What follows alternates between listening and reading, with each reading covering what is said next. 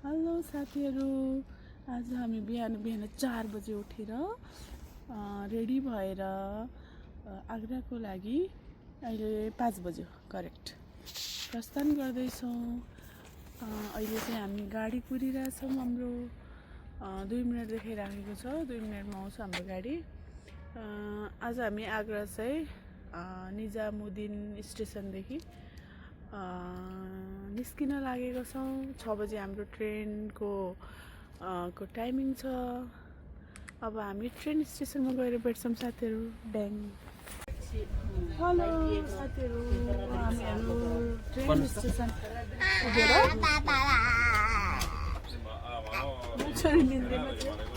हामीहरू train station पुगेर वन्दे भारत एक्सप्रेसमा बसिसक्यौँ। बाहिर एकदम धेरै रस थियो, त्यो भएर मैले भिडियो सुट गरिनँ। हामी ट्रेनमा बस्यौँ।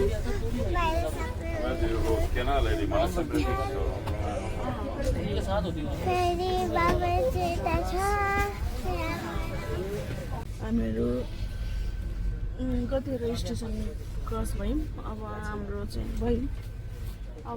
चाहिँ 2-3वटा स्टेसन क्रस भयौँ होला सायद। अब हाम्रो चिया कफी टाइम वन्दे भारतको ट्रिट है। यसमा हाम्रो आउँछ कफी, टी आएको रहेछ। यस चाहिँ चिप्री म्याक्स मसला, ओट्स डाइजेस्टिभ बिस्कुट युनिबनको। यो चाहिँ वन्दे भारतको हाम्रो पहिलो अनुभव थियो। एकदम राम्रो रहेछ। बस्ने सिटहरू पनि एकदम कम्फर्टेबल।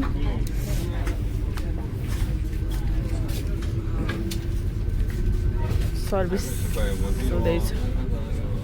मेरो छोरी ह्याप्पी, सुतेको मान्छे पनि यहाँ देखेर उठिरहेको छ। वन्दे भारत एक्सप्रेसमा चढेको, हिँड्ने बेलामा चाहिँ उल्टोतिर परेको जस्तो भएको सिट। यहाँनिर चाहिँ यसको म्यानुअल चाहिँ सिट घुमाउनु मिल्ने रहेछ। अहिले बिचमा आएर एकजनाले अगाडि घुमाए, त्यसको बादमा फेरि सबैले घुमाउनु पर्ने अवस्था आयो। यतापट्टि एउटा बटन हुने छ, अब देखाइदिन्छु।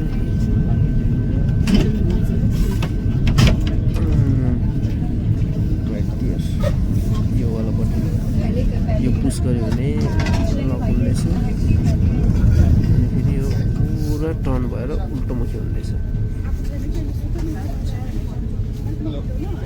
हाम्रो महारानी यो खुट्टा पारामा बसेछ। अब Agra can't आउनुलाई, Agra can't Vande Bharat express. Vande Bharat एक्सप्रेसबाट झऱ्यो ट्रेन छ वन्दे भारत एक्सप्रेस।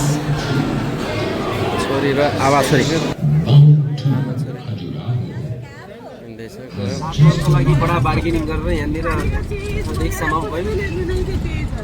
100 रुपियाँमा ताजमहलको बाहिर गेटसम्म हो नि, भित्रको गेटसम्म 100 रुपियाँमा बुक भयो। सवारी हामी मात्रै छौँ, नो सेयरिङ।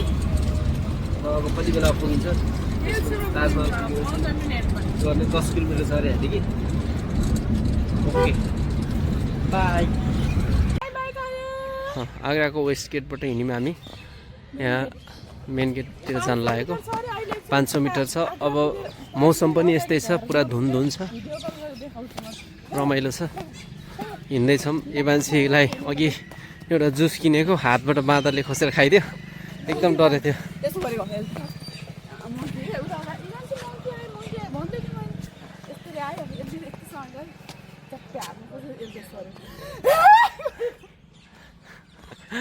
मङ्कीले डराउन दियो एकछिन।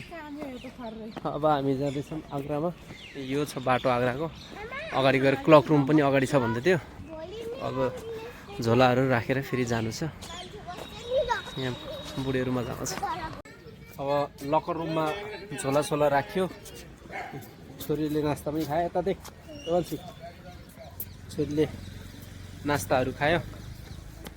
बुढी पनि बिल्कुल लिपस्टिक लगाएर तयार छ। अब आग्रा जानु।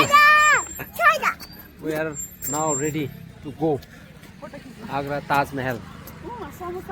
Bye bye. हामीहरू आग्राभित्र प्रवेश गरिसक्यौँ। गेटमा चेकिङ हुँदैछ। मेरो चाहिँ चेकिङ भइसक्यो। अच्छा ठिकै, बुढोको चाहिँ भयो। बुढो पनि आउनुभयो। ल अब हामीहरू प्रवेश गरेको। ल आग्रा आइपुग्यौँ। मेन गेटबाट भित्र छिर्यौँ। तर यस्तो धेरै कुहिरो लागेछ। यति बिहान छिटो लिएर आइपुऱ्यायो। आज फेरि चिसो महिना भएर एकदम कुहिरो छ।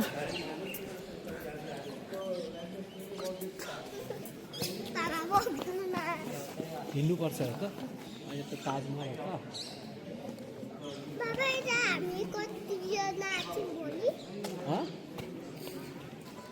पहिला पनि आएको नि बेबी त।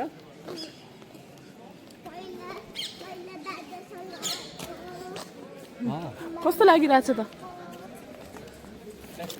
बाबा?